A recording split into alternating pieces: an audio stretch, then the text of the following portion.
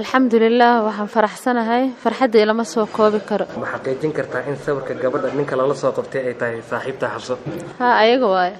labadooda iyo midki la jira marka eedeysanaha kale muxuu ahaa isla leedahay mid kasta iyo waa qaraac jirtirka ii geystay danka kale tani markii lagu abduubtay lacag intee dhan laga dhacay lacag waxay kala baxeen account-deeda waxay ahaydeen 658,000 oo lacagta Kenya mid kale aan ku lahayna way jirtaa waan gartay marka imisee lacagta lacagtaas waa imis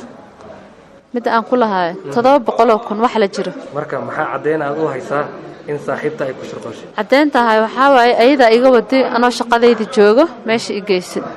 marka xagee ka waday waxay iga waday meesha shaqadan joogo xageen i geysay meesha oo lagu afduubi kayoole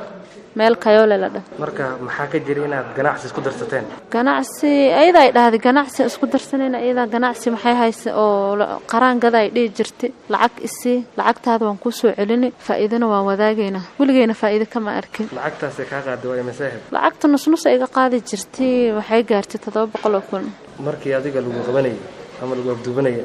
ayada xagee ku soo ayada way taagneeday wayna isla jiraan way taagneeday ayada meel baa ka wada tagteen sida muuqaalka laga dhaxarkay CCTV-ga ama marka sidee isku weydeen marka ka tagteen wallahi ana markii ay qaraaceen ay tumeen maalinta markaas ay ugu dambeysay ana waa xanuun dareemay waxa jirta muuqaal baraha bulshada lagu faafiyay ee CCTV aad adiga ka dhax muuqatay gabadha kale waxa jira sidoo kale nin meesha agteeda fadhiyay isla markaana gabadha ay agtay maxaad aqoon u leedahay ninkaan in diris u ahay oo meesha asagana ka beecshareysanay ma ogi wax isku ma la shaqo isku ma laha sidee uu abduubka u dhacay afduubka soo dhacay gabadhu ay soo wacday salaadii subaxi waxay ugu dhahday lacagtaadan ku soo siinaa meel store ayada leedahay waan gaday dhahday markaas aan lacagtaada ku siinaa maxaan dhahay nafaas ma hay soo martay qafaan wadanaynaan dhahay way iga diiday waxay dhahday aan la israacayna namari waa aaminana waan raacay maxay dhibaatay ku geysteen kuwa abduubtay dhaawac xad wajiga iyo gacanta ma ogi wax kale ii geysteen wala tani markii lagu soo badbaadiyay waa sidii xaaladaada caafimaad ilaa hadda waa sidii xaaladaada caafimaad alxamdulillah horta dad badan ay soo duceeyay marka maqnaay